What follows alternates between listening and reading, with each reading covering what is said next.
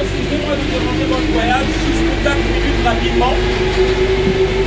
Je vais vous parler de ce que on ne vous montre pas sur BFM TV ni sur CNews.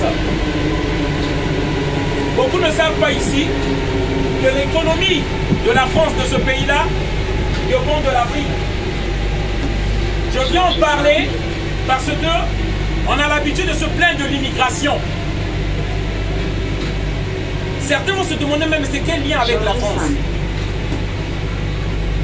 Il faut savoir déjà, il faut retenir, l'Europe de l'Ouest, donc l'Occident, n'a plus de richesse dans son sous-sol.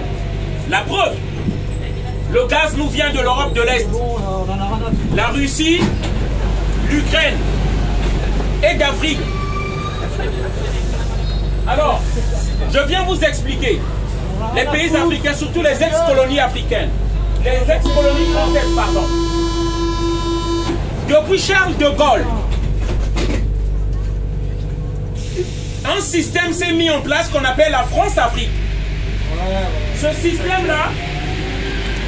Et si vous n'avez rien à foutre, nous aussi on n'a rien à foutre, d'accord? Nous on peut dire ce qu'on fait. Tu as compris? Alors, et toi t'es qui? Faut pas t'occuper de lui, c'est bon. Merde. Restez là-bas, restez là-bas.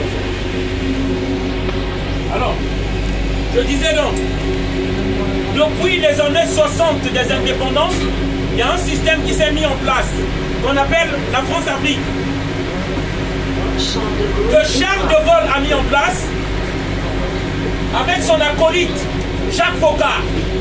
Ça consiste à quoi ce système? Tous les chefs d'État africains qui voulaient ardemment l'indépendance de leur pays ont été assassinés. Et vous pouvez faire les recherches. Je viens expliquer parce que je sais que beaucoup de citoyens français ne savent pas. Lorsque vous demandez Sylvanus Olympio au Togo, merde, il a été tué. Lorsque vous cherchez un certain Thomas Sankara au Burkina Faso, il a été tué. Tous ceux qui ont revendiqué l'indépendance des pays africains et coupé le cordon ombilical avec la France, tous ceux qui ont cherché l'autodétermination de leur pays, ils ont été tués. Alors, parce que beaucoup de Français me demandent, oui, qu'est-ce que je veux dire par là? On tue les dirigeants africains, pourquoi? Pour les remplacer par des marionnettes qui vont livrer le sous-sol africain. Ce qui fait qu'aujourd'hui que je vous parle, dans les pays africains, il y avait des marionnettes manipulées par la politique française. Des dictateurs qui livrent les minerais de leur sous-sol à la France. C'est pourquoi nous avons ce luxe-là. Parce que beaucoup ne savent pas et ne font pas le lien. Si le train là fonctionne avec l'uranium, c'est le Niger. C'est la société française Orano qui prend l'uranium au Niger pour donner l'électricité à la France pour les centrales nucléaires.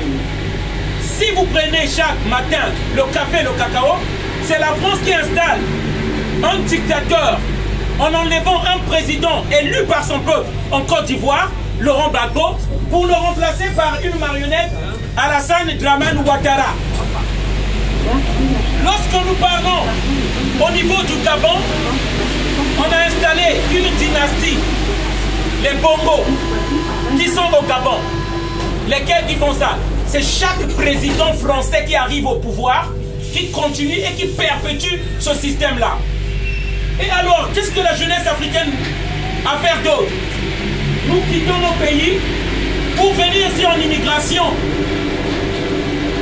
Et il y a l'immigration de 2e classe, de 3e classe, comme le député que nous avons vu hier à l'Assemblée. Celui qui s'est fait traiter de retour en Afrique alors qu'il est français. Parce qu'il est noir, on l'a renvoyé à la couleur de sa peau. Voilà. Mais ceux qui le font ne savent pas que les ressources énergétiques de la France viennent d'Afrique. Surtout que la Russie, on vient de détruire Nord Stream 1 et 2. Nous risquons de passer l'hiver dans le froid. Le message qu'on veut donner ici, les Africains veulent rentrer chez eux. Moi, je veux rentrer chez moi. Mais il faut que les dirigeants français arrêtent de soutenir les dictateurs dans nos pays. Certains vont nous dire que c'est la faute aussi à vos dictateurs, à vos présidents, pardon. C'est eux qui volent l'argent. Mais qui nous place les dictateurs? C'est avec des armes françaises qu'on a fait le coup d'État au Congo-Brazzaville en 1997. Voilà, c'est l'armée française qui a organisé le coup d'État au Togo en 2005. C'est l'armée française qui est partie enlever Laurent Gbagbo à son palais présidentiel en Côte d'Ivoire. Il faut que le citoyen français sache cela. On ne le montre pas à BFM TV et à CNews parce que ces chaînes-là sont tenues par les multinationales françaises, l'oligarchie, ceux-là même qui travaillent avec ces dictateurs-là. Voilà, c'est pourquoi je viens édifier le peuple français. Vous ne pouvez pas rester dans votre coin tranquillement comme ça. Les peuples africains ne détestent pas le peuple français. Les peuples africains ne détestent pas. Mais par rapport à ce silence-là, les peuples africains pensent que le peuple français, les citoyens français, est content de leur misère, ce qu'on leur fait endurer. Et aujourd'hui, Emmanuel Macron parle un sentiment anti-français en Afrique. Il faut que les citoyens français le sachent. Il y a une colère qui est en train de monter par rapport aux dirigeants français qui parlent au nom du peuple français en Afrique. Ils font ça au nom du peuple français. En votre nom, on prend des décisions qui affament les Africains, qui tuent les Africains. On leur impose des dictateurs. Je termine par là. Comme en avril 2021, Emmanuel Macron est parti au Tchad. Il est parti imposer un dictateur, Idriss Kaka Déby, qui tue son peuple. Et on n'en parle pas dans les journaux français. C'est silence total. Il y a un génocide qui se passe au Tchad actuellement. Et organisé par Emmanuel Macron.